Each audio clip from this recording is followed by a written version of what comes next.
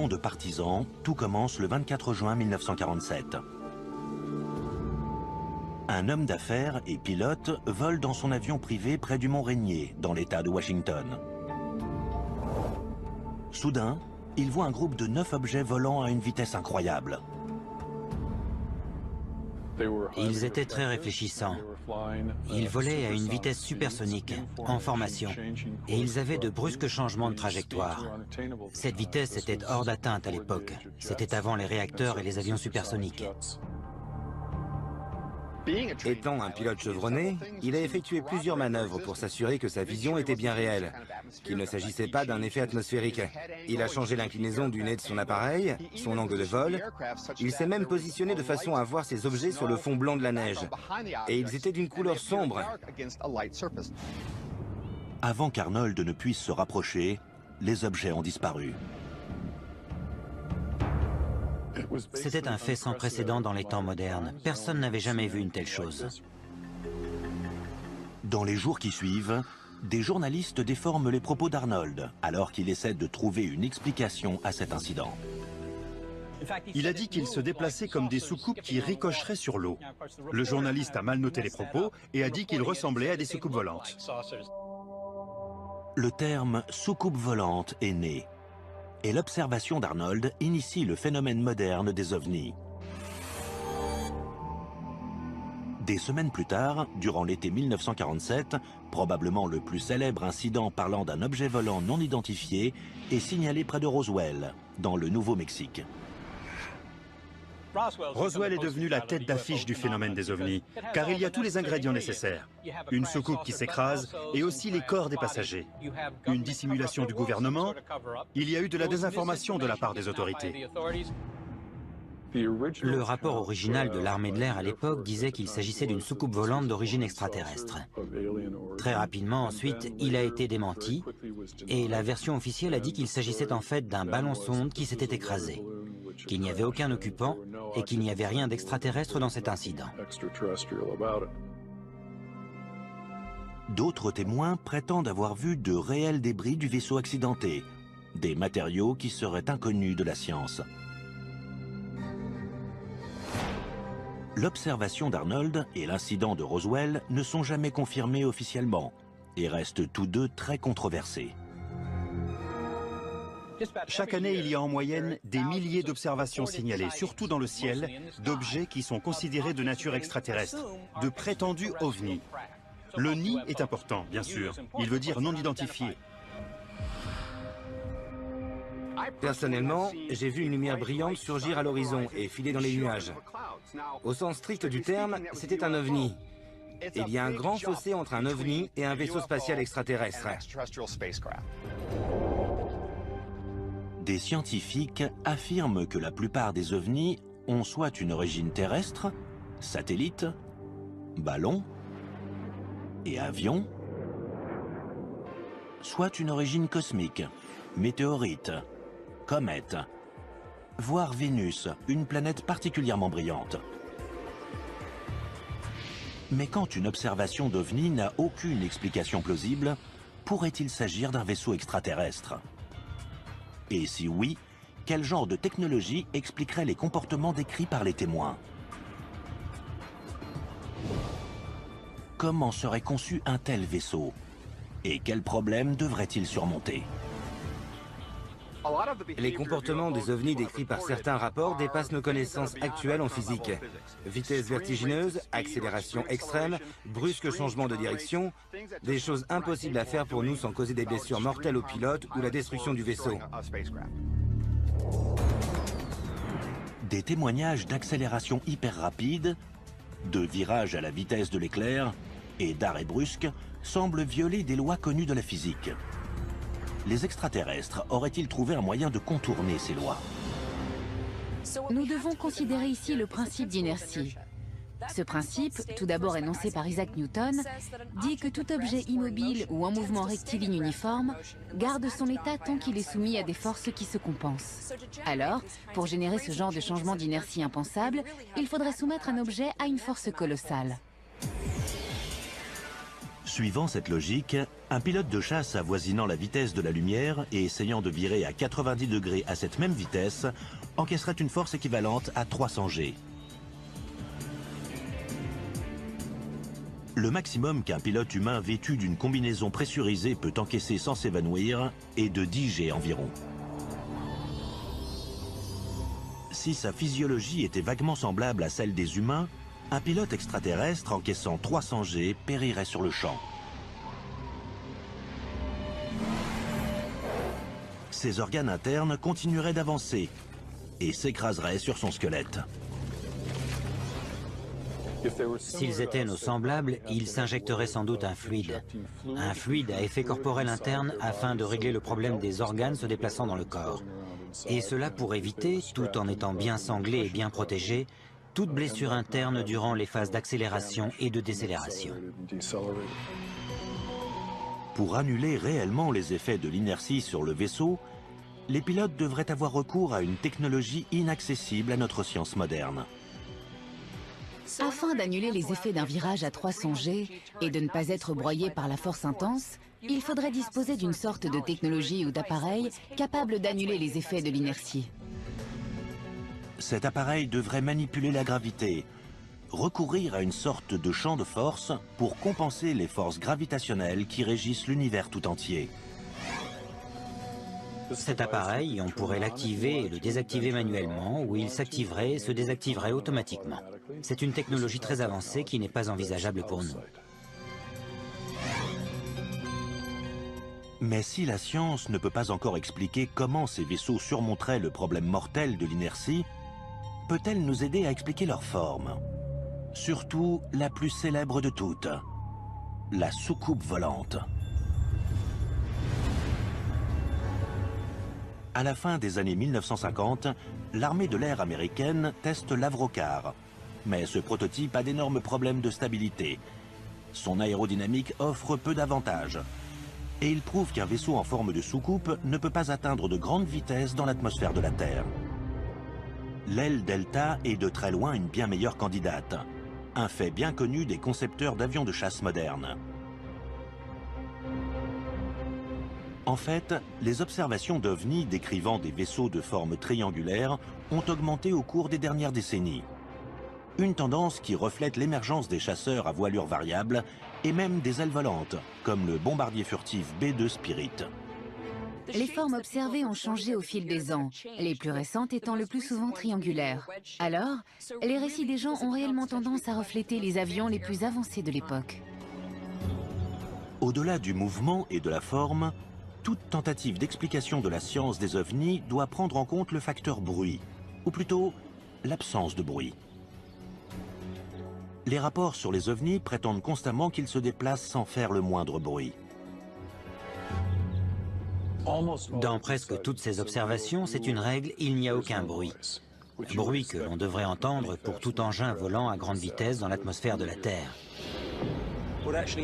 Ce qu'il se passe, c'est qu'il y a ce qui s'appelle un bang supersonique.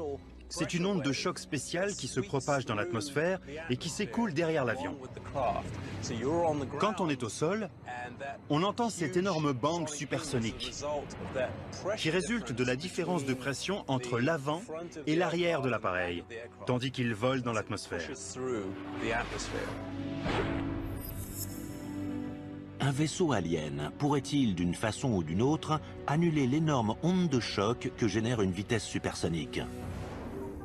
La réponse réside peut-être dans la technologie en œuvre dans la dernière génération de casques audio à réducteur de bruit intégré. Il existe une technologie de réduction de bruit. On choisit un bruit nuisible que l'on souhaite ne pas entendre et on produit un signal artificiel inverse qui l'annule. Je ne connais aucune technologie capable de faire cela avec des ondes de choc. Annuler l'effet d'un bang supersonique qui déchire les tympans et secoue le corps demanderait sans doute une technologie très avancée.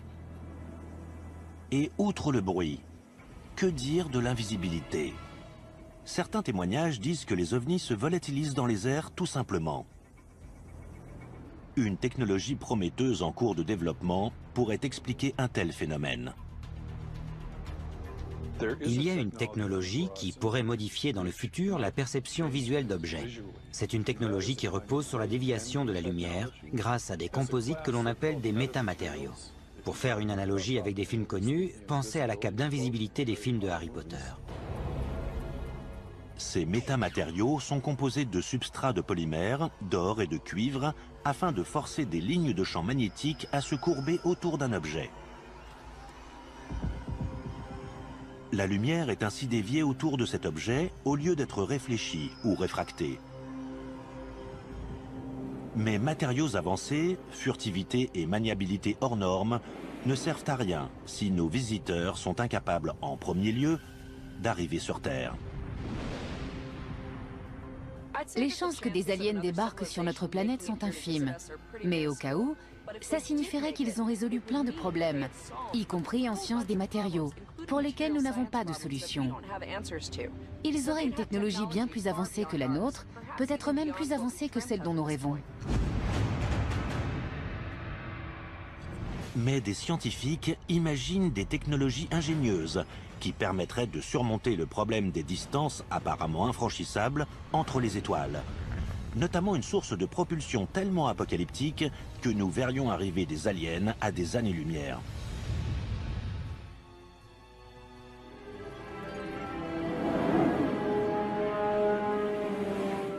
Depuis des décennies, d'innombrables observations d'OVNI sont signalées dans les villes et les pays du monde entier. Mais ces observations ne proviennent pas toutes de la surface de la planète. Le 19 juillet 2009, les spectateurs d'une vidéo de la NASA, envoyée par la navette spatiale Endeavour, signalent un objet en forme de disque qui flotte au-dessus du bras mécanique de la navette. Des observations d'OVNI comme celle-ci se sont soi-disant produites dans l'espace à travers l'histoire de la conquête spatiale. S'agit-il d'un phénomène cosmique inconnu? Ou cela suggère-t-il la possibilité que d'immenses vaisseaux spatiaux extraterrestres croisent dans la Voie lactée? Le voyage à travers les étoiles, c'est un des fondements de la science-fiction, non? On le voit dans les séries télévisées, dans les films, mais pourrions-nous le faire? Ou des aliens pourraient-ils le faire? Les distances entre les étoiles sont vraiment gigantesques.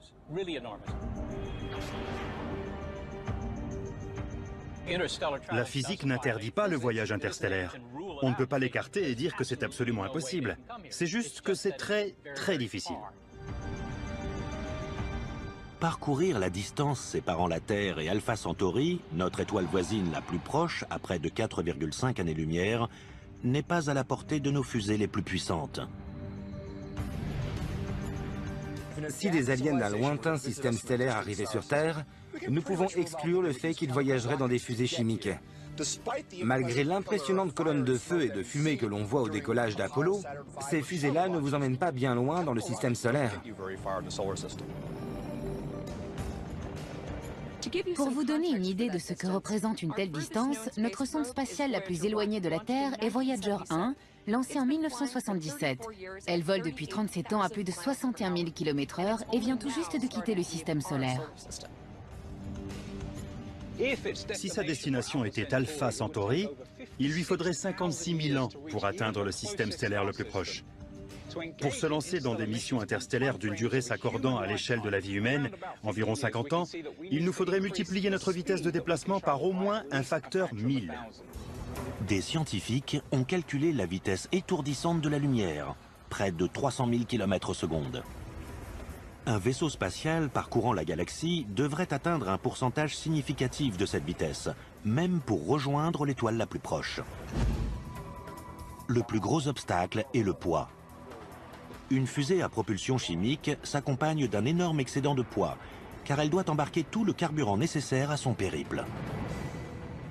Nous avons calculé que pour atteindre seulement 6% de la vitesse de la lumière avec une fusée chimique, il faudrait une masse de carburant plus élevée que la masse totale de l'univers. Nous savons donc qu'il est absolument impossible d'atteindre une autre étoile avec une fusée chimique. Si des extraterrestres nous rendent réellement visite, ils ont résolu ce problème au niveau de leur vaisseau. En 2011, NanoSail D2, satellite en orbite de la NASA, déploie pour la première fois une voile solaire dans l'espace.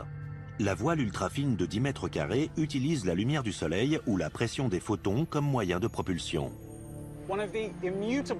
Une des limites immuables de la propulsion d'une fusée, c'est qu'elle doit embarquer son carburant. Une voile solaire peut profiter des ressources dispersées naturellement, c'est-à-dire des photons émis par le soleil qui peuvent servir à la propulser. De la même manière, un deltaplane peut voler son carburant en e-moteur, simplement en tirant avantage des ressources naturelles de l'environnement, à savoir l'atmosphère et les lois de l'aérodynamique.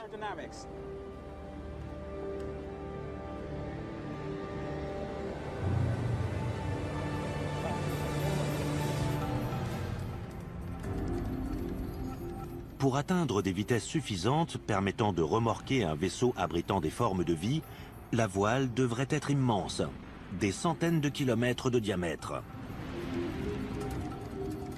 Et comme la pression des photons émis par une étoile décroît au fur et à mesure que la voile s'en éloigne, certains ont envisagé un rayon laser puissant pour fournir l'énergie à la voile.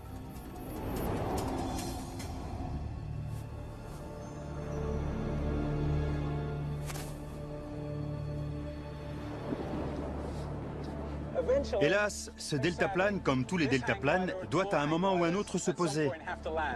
Mais une voile solaire, propulsée par l'énergie d'un rayon laser, pourrait certainement voyager dans les étoiles.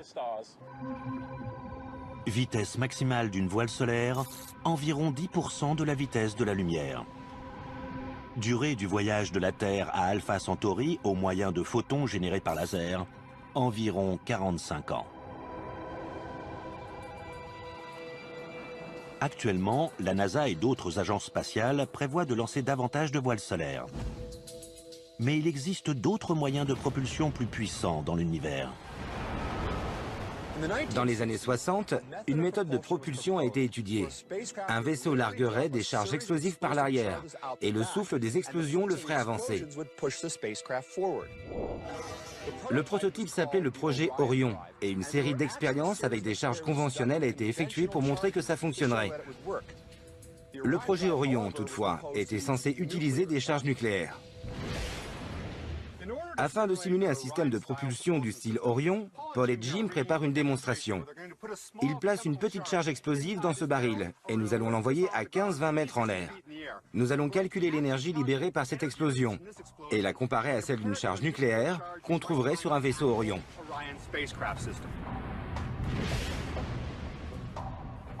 Notre simulation de vaisseau spatial Orion est prête. Nous allons faire sauter la charge explosive, envoyer le baril en l'air et comparer le résultat avec l'énergie libérée par l'explosion d'une charge nucléaire typique qui serait utilisée sur un vaisseau Orion.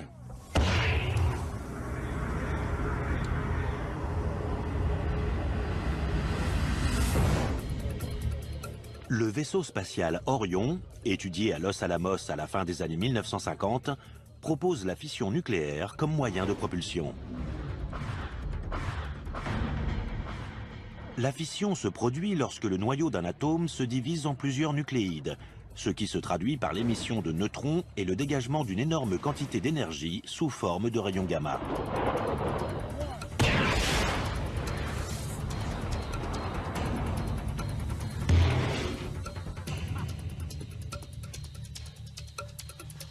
La charge explosive, placée dans ce baril de 16 kg, l'a propulsé à près de 18 mètres en l'air.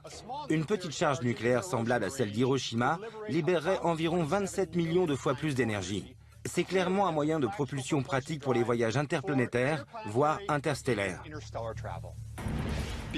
À cause des énormes explosions que produirait une propulsion Orion, l'arrière du vaisseau spatial devrait être muni d'une épaisse plaque de métal qui absorberait la poussée des explosions et d'absorbeurs de choc pour éviter à l'équipage d'être secoué à chaque explosion. Vitesse maximale d'un vaisseau spatial propulsé par fission nucléaire, environ 5% de la vitesse de la lumière. Durée du voyage entre la Terre et Alpha Centauri, environ 90 ans. Malgré sa puissante source de propulsion, le vaisseau à fission est finalement plus lent que la voile solaire. Accélérer cette vitesse implique de se tourner vers une autre réaction nucléaire, plus intense. La fission nucléaire est bien connue et bien maîtrisée. Nous l'avons utilisée pendant longtemps pour produire de l'énergie. Mais il y a une autre source d'énergie, la fusion nucléaire.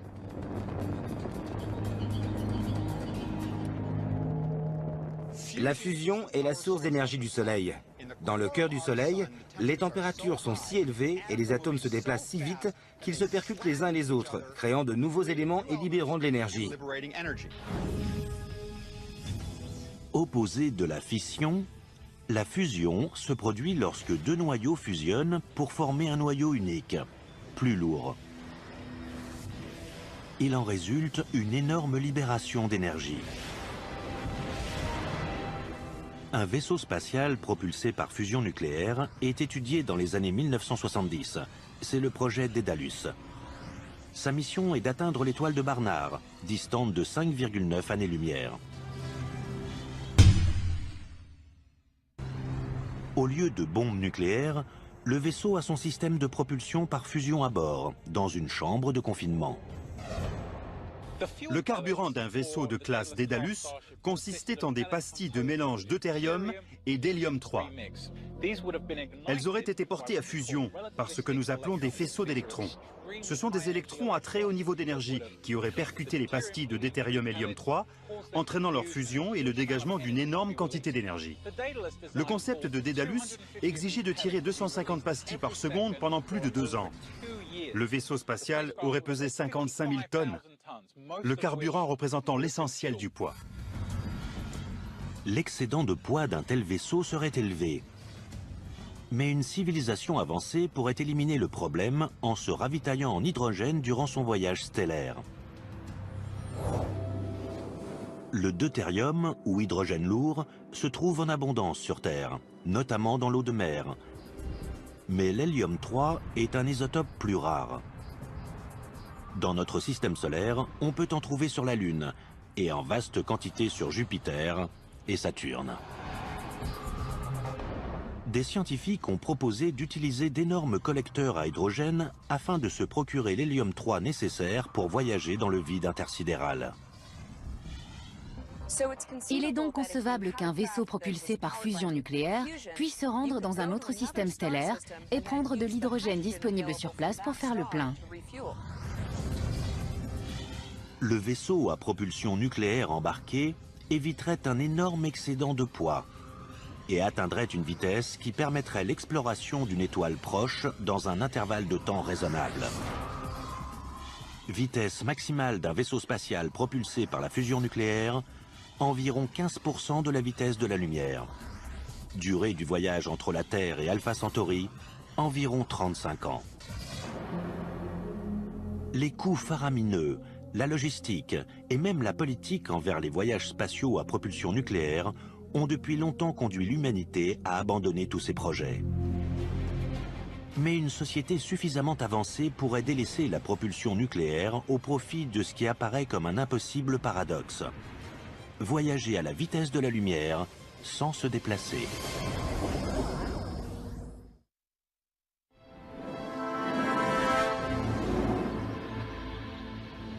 Les ovnis peuvent-ils atteindre les vitesses vertigineuses requises pour les voyages interstellaires? Une réponse potentielle était peut-être enfouie à 9 mètres sous terre, au cœur de l'Amérique. Au Tevatron, accélérateur de particules du Fermilab, aux abords de Chicago, dans l'Illinois. Filant presque à la vitesse de la lumière, des protons et des antiprotons étaient envoyés dans des directions opposées. Ils se heurtaient dans des collisions libérant d'énormes quantités d'énergie. L'impact produisait un rayonnement gamma, la plus puissante source d'énergie connue dans l'univers et la clé potentielle du voyage interstellaire. Le meilleur moyen de fabriquer de l'antimatière sur Terre est probablement d'employer la plus célèbre équation d'Einstein, E égale mc2, qui nous indique qu'avec une certaine quantité de matière, nous pouvons obtenir de l'énergie. C'est une grande idée, car elle est d'une efficacité incroyable. En gros, on prend toute la masse de ces particules et on la convertit en énergie. Mais comment l'antimatière peut-elle exister dans l'univers si elle doit être fabriquée artificiellement? C'est ce que nous demande Stephen H. de Philadelphie dans Questions sur l'univers, L'antimatière existe-t-elle? Et comment faire pour en obtenir? Stéphane, l'antimatière existe réellement. Et quand elle entre en contact avec la matière normale, ça produit une explosion et une émission de radiation magnétique. Nous pouvons produire de faibles quantités d'antimatière en laboratoire, ou nous pouvons aussi en collecter dans l'espace.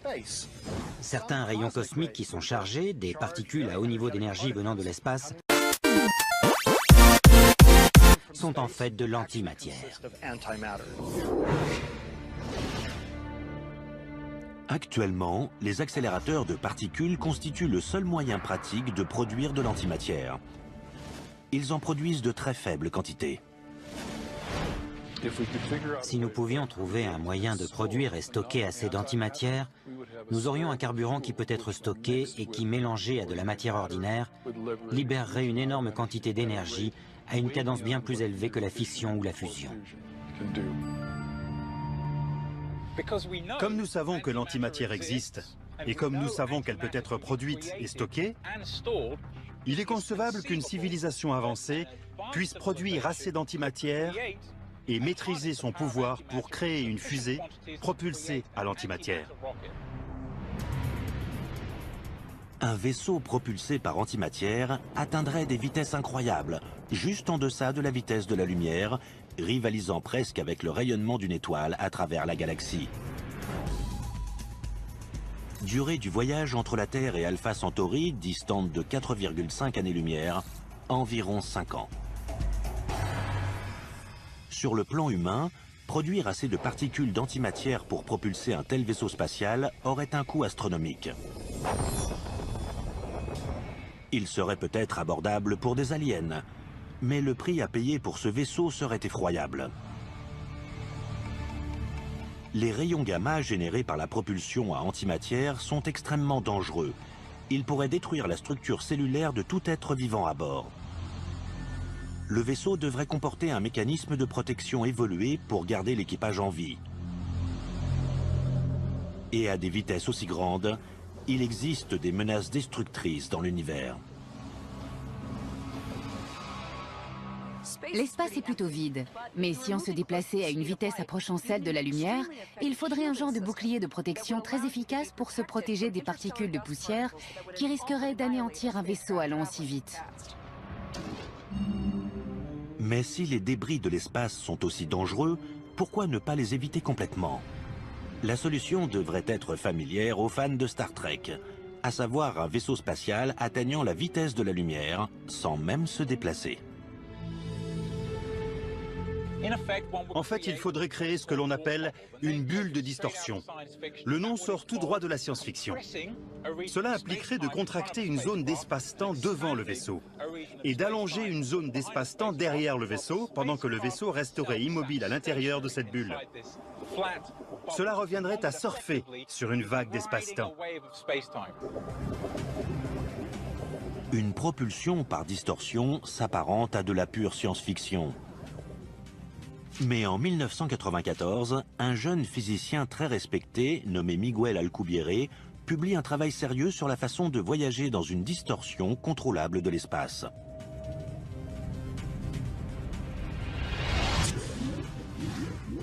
La solution du voyage dans une bulle de distorsion d'Alcubierre se heurte à de sérieux obstacles. Le plus gros s'appelle l'énergie sombre, un phénomène cosmique reconnu en 2011 lorsque 3 scientifiques remportent le prix Nobel pour avoir prouvé son existence. L'explication la plus simple proposée pour le phénomène de l'énergie sombre, c'est que l'univers a la propriété intrinsèque d'être en expansion. Nous pouvons le constater en regardant des parties de l'univers qui s'éloignent et voir que l'énergie sombre est responsable de l'accélération de cette expansion. Mais ce n'est pas une source d'énergie que l'on peut conserver, comme l'énergie solaire ou d'autres types d'énergie. Et donc, il n'est pas inconcevable. Il entre dans le domaine du possible qu'une civilisation avancée existant quelque part dans l'univers ait appris comment maîtriser l'énergie sombre pour créer une forme insolite de propulsion. Un autre obstacle empêche la propulsion par distorsion. Le seul moyen connu de faire avancer un vaisseau spatial dans une bulle de distorsion exigerait de contrôler l'énergie intense d'un trou noir. Pour vous dire simplement, il faudrait arriver à obtenir un peu de matière très concentrée, extrêmement concentrée, à un niveau qui créerait un trou noir. Si on peut générer un trou noir à petite échelle, pour ainsi dire, on pourrait le placer devant le vaisseau et utiliser la distorsion qu'il produirait pour, en quelque sorte, tracter le vaisseau.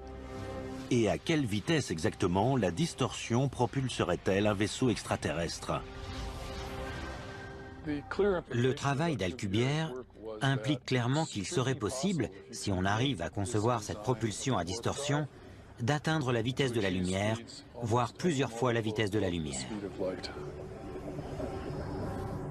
Durée du voyage entre la Terre et Alpha Centauri à bord d'un vaisseau filant à la vitesse de la lumière dans une bulle de distorsion, environ 4 ans et demi ou moins, si l'équipage ne finit pas carbonisé avant. Un problème avec la propulsion d'Alcubierre, c'est que dans la bulle de distorsion, les températures seraient plus élevées qu'au cœur du Soleil. Ça fait chaud.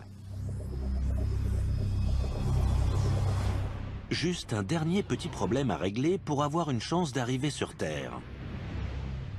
Qu'adviendrait-il si un tel vaisseau spatial alien pénétrait dans l'atmosphère terrestre dans une bulle de distorsion et tracté par un trou noir? Ce ne serait sans doute pas la première observation d'OVNI de masse, mais probablement la dernière. « 13 mars 1997. Des milliers de personnes voient un phénomène optique qui dérive dans le ciel d'Arizona. Des rapports qui signalent des lumières formant différents schémas géométriques à flux, ainsi que de nombreuses observations, au-dessus de Phoenix, d'un vaisseau de plus d'1 kilomètre de large, dont les lumières clignotent selon une séquence précise. Pour expliquer les événements de ce soir-là, les lumières dans le ciel de Phoenix étaient certainement des leurres thermiques, larguées par un avion de l'armée, associées à la propension humaine à imaginer une forme qui les relie. C'est l'explication la plus plausible des lumières de Phoenix. Beaucoup pensent que l'incident des lumières de Phoenix est la preuve tangible qu'un immense vaisseau extraterrestre est arrivé. Certains l'appellent même un vaisseau-mère. Le rôle d'un vaisseau-mère alien est fondamental dans les théories de visiteurs extraterrestres. C'est le seul moyen de parcourir les vastes distances de l'espace interstellaire. Je pense que le terme vaisseau-mère est apparu presque en même temps que le terme soucoupe volante. Il illustre la notion universelle voulant qu'on ne puisse pas voyager dans les étoiles avec un vaisseau à taille humaine. Il faut disposer d'un vaisseau gigantesque. Une analogie terrestre pertinente avec un vaisseau-mère, c'est le porte-avions. Un porte-avions parcourt de grandes distances sur l'océan, mais son rôle est de transporter des avions qui peuvent décoller et s'engager dans toute mission qui leur est assignée. Si le voyage vers la Terre est long, de l'ordre de plusieurs siècles ou millénaires, le vaisseau-mère serait bien plus qu'un simple transporteur. Il y a le vaisseau générationnel, ou arche spatiale, qui est un vaisseau géant, pour l'essentiel une sorte d'écosystème dans lequel des générations de passagers naissent, vieillissent et meurent durant le long voyage qu'il faut au vaisseau pour atteindre sa destination. Peut-être qu'avec une technologie comme la biostase, des passagers biologiques aliens pourraient être mis en sommeil et réveillés au terme du long voyage. Survivre à un tel périple signifierait aussi survivre à l'énergie destructrice propulsant le vaisseau. Solution logique de conception, un vaisseau-mère en forme de cigare est la description précise que donnent la plupart des gens signalant un ovni. Avec n'importe quel système de propulsion avancé, on voudrait placer l'équipage le plus loin possible du moteur à énergie. Une conception possible serait une forme très allongée et très fine, le moteur situé à une extrémité du vaisseau, et un ensemble de poutres le reliant au quartier de l'équipage le plus loin possible, afin d'éviter des lésions liées aux neutrons à haut niveau d'énergie, aux rayons X ou aux rayons gamma du système de propulsion. Si une telle arche spatiale était en réalité venue sur Terre, nous en aurions la preuve accablante et irréfutable. Ces technologies insolites de propulsion ont toutes une chose en commun. Elles irradient d'énormes quantités d'énergie. Et donc nous verrions arriver un vaisseau, comme un phare sur la côte, à des années-lumière parfois. L'émission concentrée de rayons X, de rayons gamma ou de particules subatomiques serait suspecte, car nous ne voyons pas cela dans notre environnement dans des circonstances normales. Au-delà de la preuve visuelle évidente, l'effet physique d'un vaisseau mère s'approchant aussi près de la Terre pourrait prendre la forme d'une terrifiante apocalypse. Si pour une raison quelconque, cette technologie ou ces extraterrestres ne pouvaient éteindre le moteur, ce serait catastrophique pour la vie sur Terre, car nous serions bombardés de neutrons à haut niveau d'énergie, de rayons X et de rayons gamma. S'il s'agit d'une version de la propulsion à distorsion, alors nous parlons de distorsion de l'espace-temps. Et mieux vaudrait ne pas trop s'approcher d'une énorme masse, y compris d'une planète. Des scénarios aussi catastrophiques sous-entendraient que des visiteurs aliens sont prêts à risquer leur vie dans un voyage interstellaire. Mais il y a peut-être un meilleur moyen.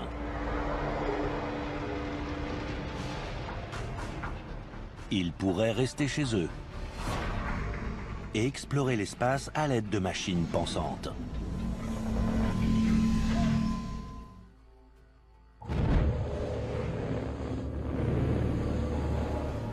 Pour beaucoup d'ardents partisans du phénomène des ovnis, l'événement de Roswell au Nouveau-Mexique durant l'été 1947 est une rencontre extraterrestre primordiale dans l'histoire humaine.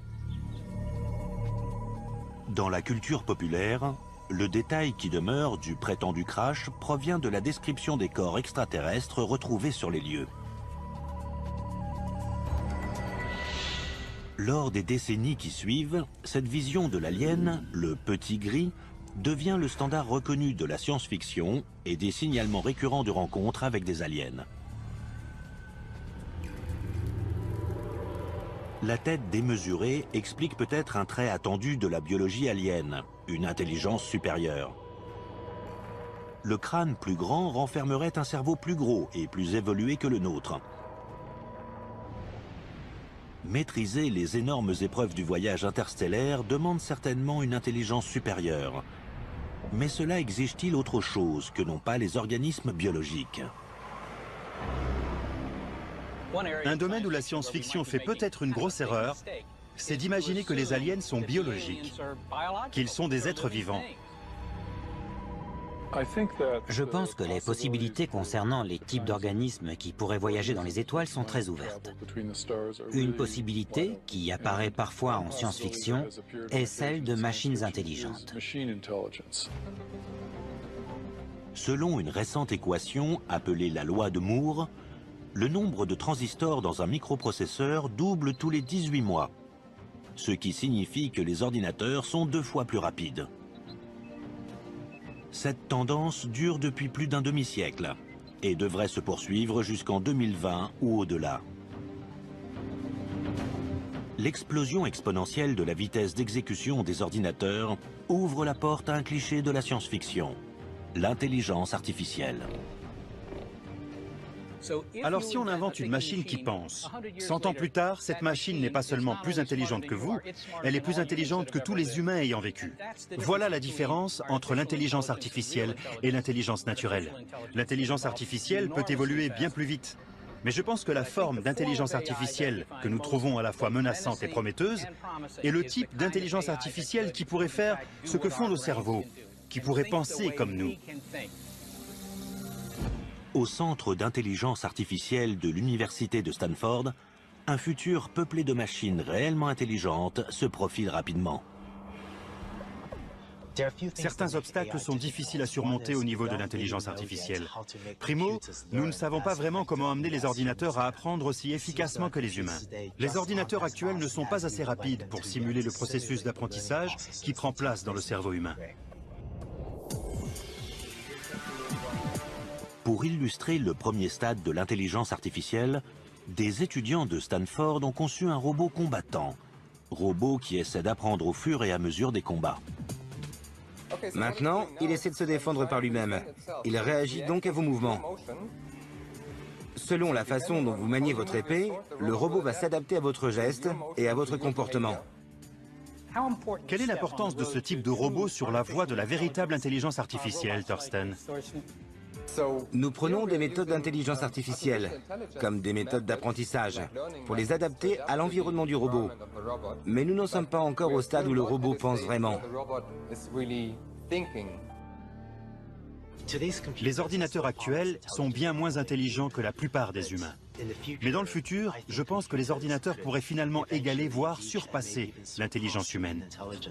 Et si c'est le cas, imaginons que nous ayons tous un ordinateur dans notre portefeuille ou dans notre portable. À quel point cela changerait-il la civilisation? Et quelles choses fabuleuses pourrions-nous alors faire?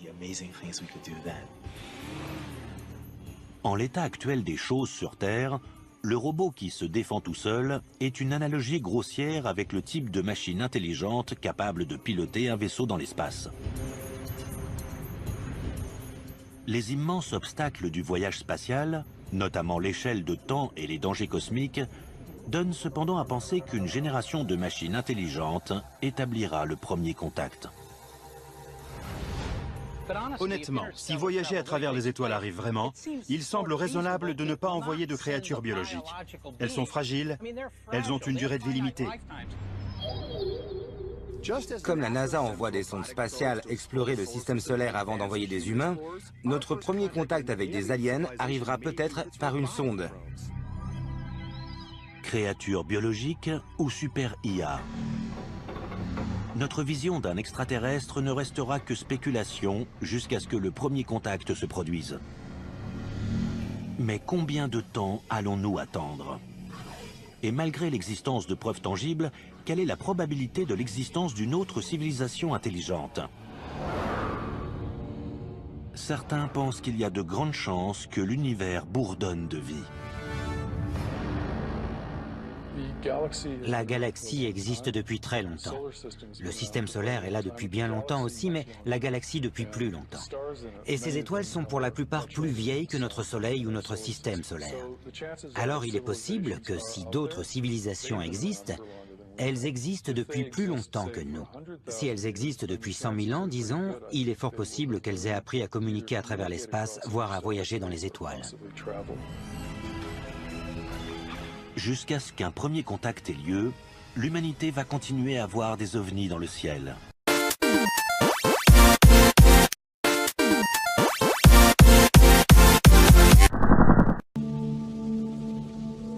Pour des millions de partisans, tout commence le 24 juin 1947. Un homme d'affaires et pilote vole dans son avion privé près du mont Rainier, dans l'État de Washington. Soudain, il voit un groupe de 9 objets volant à une vitesse incroyable. Ils étaient très réfléchissants. Ils volaient à une vitesse supersonique, en formation, et ils avaient de brusques changements de trajectoire. Cette vitesse était hors d'atteinte à l'époque. C'était avant les réacteurs et les avions supersoniques. Étant un pilote chevronné, il a effectué plusieurs manœuvres pour s'assurer que sa vision était bien réelle, qu'il ne s'agissait pas d'un effet atmosphérique. Il a changé l'inclinaison du nez de son appareil, son angle de vol. Il s'est même positionné de façon à voir ces objets sur le fond blanc de la neige. Et ils étaient d'une couleur sombre. Avant qu'Arnold ne puisse se rapprocher, les objets ont disparu. C'était un fait sans précédent dans les temps modernes. Personne n'avait jamais vu une telle chose. Dans les jours qui suivent, des journalistes déforment les propos d'Arnold, alors qu'il essaie de trouver une explication à cet incident. Il a dit qu'il se déplaçait comme des soucoupes qui ricocheraient sur l'eau. Le journaliste a mal noté les propos et a dit qu'il ressemblait à des soucoupes volantes. Le terme « soucoupe volante » est né. Et l'observation d'Arnold initie le phénomène moderne des ovnis. Des semaines plus tard, durant l'été 1947, probablement le plus célèbre incident parlant d'un objet volant non identifié est signalé près de Roswell, dans le Nouveau-Mexique. Roswell est devenu la tête d'affiche du phénomène des ovnis, car il y a tous les ingrédients nécessaires. Une soucoupe qui s'écrase et aussi les corps des passagers. Une dissimulation du gouvernement, il y a eu de la désinformation de la part des autorités. Le rapport original de l'armée de l'air à l'époque disait qu'il s'agissait d'une soucoupe volante d'origine extraterrestre. Très rapidement ensuite, il a été démenti, et la version officielle a dit qu'il s'agissait en fait d'un ballon-sonde qui s'était écrasé, qu'il n'y avait aucun occupant et qu'il n'y avait rien d'extraterrestre dans cet incident. D'autres témoins prétendent avoir vu de réels débris du vaisseau accidenté, des matériaux qui seraient inconnus de la science. L'observation d'Arnold et l'incident de Roswell ne sont jamais confirmés officiellement et restent tous deux très controversés. Chaque année, il y a en moyenne des milliers d'observations signalées, surtout dans le ciel, d'objets qui sont considérés de nature extraterrestre, de prétendus ovnis. Le NI est important, bien sûr. Il veut dire non identifié. Personnellement, j'ai vu une lumière brillante surgir à l'horizon et filer dans les nuages. Au sens strict du terme, c'était un ovni. Il y a un grand fossé entre un ovni et un vaisseau spatial extraterrestre. Des scientifiques affirment que la plupart des ovnis ont soit une origine terrestre, satellite, ballon et avion, soit une origine cosmique, météorite, comète, voire Vénus, une planète particulièrement brillante. Mais quand une observation d'OVNI n'a aucune explication plausible, pourrait-il s'agir d'un vaisseau extraterrestre? Et si oui, quel genre de technologie expliquerait les comportements décrits par les témoins? Comment serait conçu un tel vaisseau? Et quels problèmes devrait-il surmonter? Les comportements des ovnis décrits par certains rapports dépassent nos connaissances actuelles en physique. Vitesse vertigineuse, accélération extrême, brusque changement de direction, des choses impossibles à faire pour nous sans causer des blessures mortelles aux pilotes ou la destruction du vaisseau. Des témoignages d'accélération hyper rapide, de virage à la vitesse de l'éclair et d'arrêt brusque semblent violer des lois connues de la physique. Les extraterrestres auraient-ils trouvé un moyen de contourner ces lois? Nous devons considérer ici le principe d'inertie. Ce principe, tout d'abord énoncé par Isaac Newton, dit que tout objet immobile ou en mouvement rectiligne uniforme garde son état tant qu'il est soumis à des forces qui se compensent. Alors, pour générer ce genre de changement d'inertie impensable, il faudrait soumettre un objet à une force colossale. Suivant cette logique, un pilote de chasse avoisinant la vitesse de la lumière et essayant de virer à 90 degrés à cette même vitesse encaisserait une force équivalente à 300 G. Le maximum qu'un pilote humain vêtu d'une combinaison pressurisée peut encaisser sans s'évanouir est de 10 G environ. Si sa physiologie était vaguement semblable à celle des humains, un pilote extraterrestre encaissant 300 G périrait sur le champ. Ses organes internes continueraient d'avancer et s'écraseraient sur son squelette. S'ils étaient nos semblables, ils s'injecteraient sans doute un fluide à effet corporel interne afin de régler le problème des organes se déplaçant dans le corps. Et cela pour éviter, tout en étant bien sanglés et bien protégés, toute blessure interne durant les phases d'accélération et de décélération.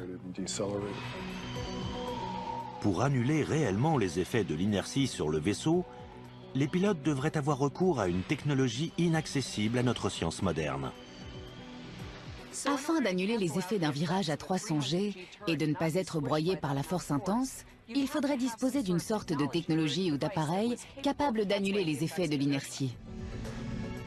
Cet appareil devrait manipuler la gravité, recourir à une sorte de champ de force pour compenser les forces gravitationnelles qui régissent l'univers tout entier. Cet appareil, on pourrait l'activer et le désactiver manuellement, ou il s'activerait et se désactiverait automatiquement.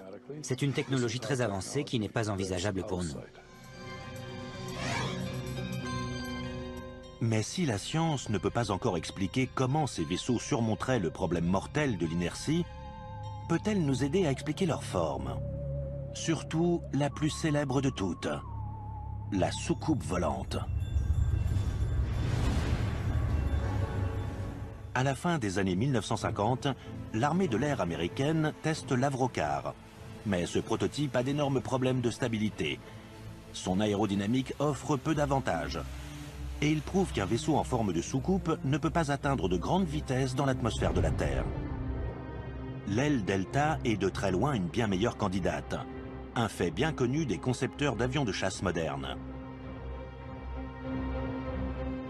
En fait, les observations d'OVNI décrivant des vaisseaux de forme triangulaire ont augmenté au cours des dernières décennies. Une tendance qui reflète l'émergence des chasseurs à voilure variable et même des ailes volantes, comme le bombardier furtif B-2 Spirit. Les formes observées ont changé au fil des ans, les plus récentes étant le plus souvent triangulaires. Alors, les récits des gens ont réellement tendance à refléter les avions les plus avancés de l'époque. Au-delà du mouvement et de la forme, toute tentative d'explication de la science des ovnis doit prendre en compte le facteur bruit, ou plutôt l'absence de bruit. Les rapports sur les ovnis prétendent constamment qu'ils se déplacent sans faire le moindre bruit. Dans presque toutes ces observations, c'est une règle, il n'y a aucun bruit. Bruit que l'on devrait entendre pour tout engin volant à grande vitesse dans l'atmosphère de la Terre. Ce qu'il se passe, c'est qu'il y a ce qui s'appelle un bang supersonique. C'est une onde de choc spéciale qui se propage dans l'atmosphère et qui s'écoule derrière l'avion. Quand on est au sol, on entend cet énorme bang supersonique qui résulte de la différence de pression entre l'avant et l'arrière de l'appareil, tandis qu'il vole dans l'atmosphère. Un vaisseau alien pourrait-il, d'une façon ou d'une autre, annuler l'énorme onde de choc que génère une vitesse supersonique? La réponse réside peut-être dans la technologie en œuvre dans la dernière génération de casques audio à réducteur de bruit intégré. Il existe une technologie de réduction de bruit. On choisit un bruit nuisible que l'on souhaite ne pas entendre et on produit un signal artificiel inverse qui l'annule.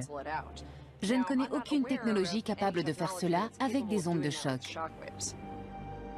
Annuler l'effet d'un bang supersonique qui déchire les tympans et secoue le corps demanderait sans doute une technologie très avancée.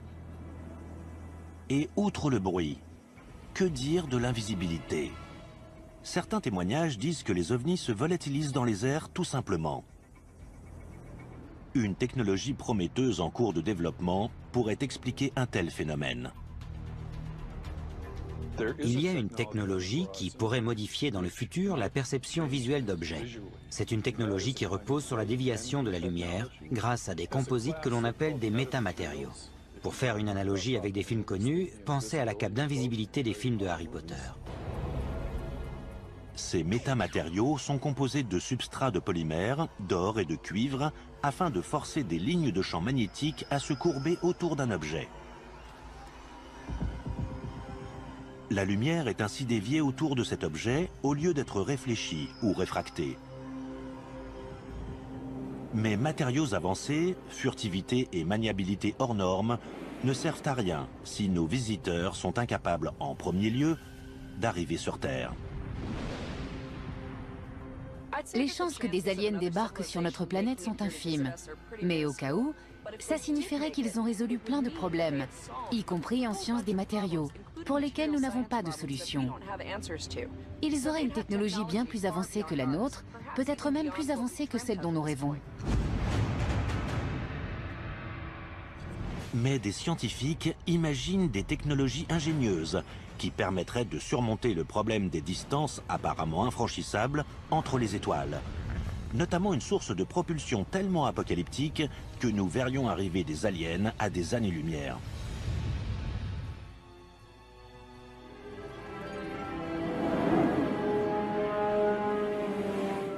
Depuis des décennies, d'innombrables observations d'OVNI sont signalées dans les villes et les pays du monde entier.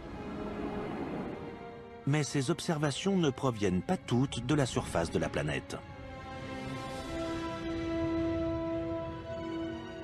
Le 19 juillet 2009, les spectateurs d'une vidéo de la NASA, envoyée par la navette spatiale Endeavour, signalent un objet en forme de disque qui flotte au-dessus du bras mécanique de la navette. Des observations d'OVNI comme celle-ci se sont soi-disant produites dans l'espace à travers l'histoire de la conquête spatiale. S'agit-il d'un phénomène cosmique inconnu? Ou cela suggère-t-il la possibilité que d'immenses vaisseaux spatiaux extraterrestres croisent dans la Voie lactée? Le voyage à travers les étoiles, c'est un des fondements de la science-fiction, non? On le voit dans les séries télévisées, dans les films, mais pourrions-nous le faire? Ou des aliens pourraient-ils le faire? Les distances entre les étoiles sont vraiment gigantesques.